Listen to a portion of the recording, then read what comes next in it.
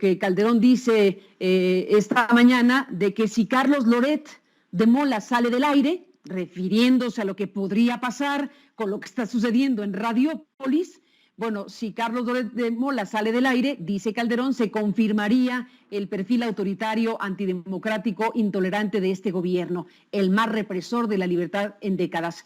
Bueno, para decir eso, se tiene que tener cara, al final de cuentas. Vamos a recordar este fragmento de lo que dijo Joaquín Vargas Guajardo, el empresario de MBS, que en aquel entonces, ya cuando vio que Calderón estaba pues pretendiendo quitarle o arrebatarle el famoso asunto de la banda 2.5, es que salió a contar lo que nosotros habíamos contado en su momento cuando salimos de ahí.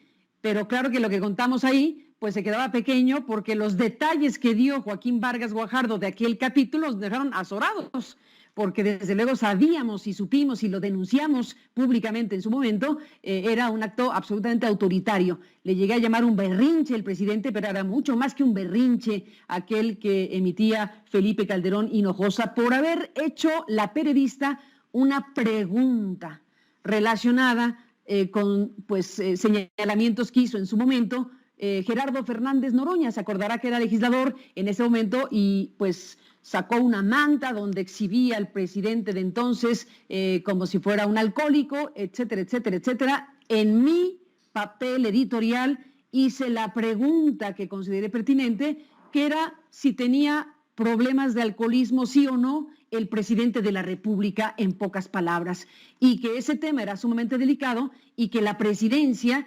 debería explicar y decir si había o no un problema de alcoholismo en la figura de Felipe Calderón. Bueno, eso nos costó la salida de MBS en aquel momento y toda una historia que no voy a ampliar más, pero que recordamos esta mañana cuando Calderón sale a señalar a López Obrador de antidemocrático y de intolerante y el peor represor de la libertad en décadas. Eso dijo Calderón esta mañana. Bueno, ¿qué dijo en su momento el empresario Joaquín Vargas Guajardo? 15 de agosto 2012, apenas un fragmento.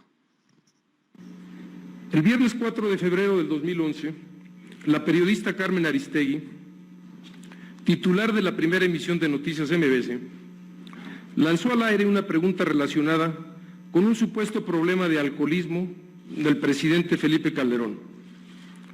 Minutos después, recibí una llamada de la señora Alejandra Sota, coordinadora de comunicación social de la Presidencia de la República, quien me exigió una disculpa pública por parte de la periodista.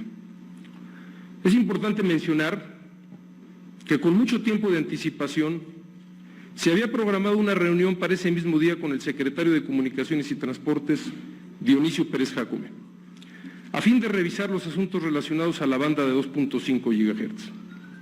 Cita a la que acudí acompañado de algunos ejecutivos de la empresa y a la que habían invitado por parte de la Secretaría a diversos funcionarios. Esperando en la sala de juntas de la oficina del secretario, me informaron que el secretario quería verme previamente en su despacho, al cual fui conducido. Sobre el escritorio del señor secretario se encontraba una carpeta blanca con la leyenda 2.5 GHz. El secretario me advirtió textualmente lo siguiente: tengo instrucciones del señor presidente de no gestionar asunto alguno de MBS y en especial el de la 2.5 hasta en tanto la señora Aristegui no ofrezca una disculpa pública por el comentario que hizo con relación al supuesto alcoholismo del presidente. Por ese motivo, la junta programada para hoy no se llevará a cabo. Te ofrezco que tan pronto la señora Aristegui se disculpe, agendaremos de inmediato la reunión. Inclusive, si lo hace el próximo lunes 7, a pesar de ser día feriado, yo con mucho gusto lo recibo en esta secretaría. Hasta aquí la advertencia del secretario Pérez Jácome. Lo que sobrevino en días posteriores es que sostuve diversos encuentros, intercambié mensajes y correos electrónicos y llamadas con funcionarios del gobierno federal, particularmente con la señora Alejandra Sota y con el entonces secretario del Trabajo, Javier Lozano.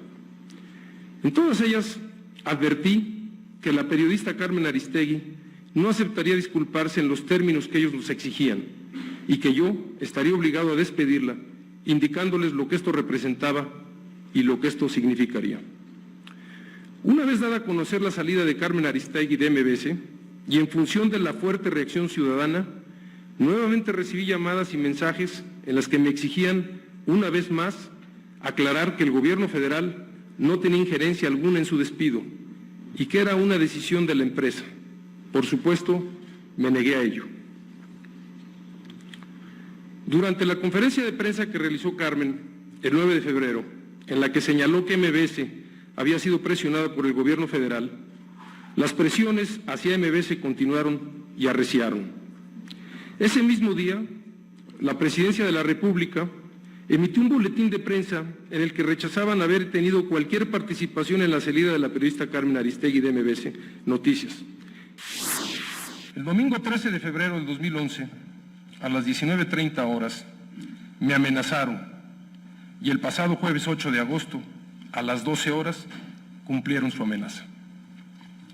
Es público y notorio que la administración de MBS no tiene injerencia en la línea editorial de la periodista Carmen Aristegui ni en ninguno de sus otros programas noticiosos.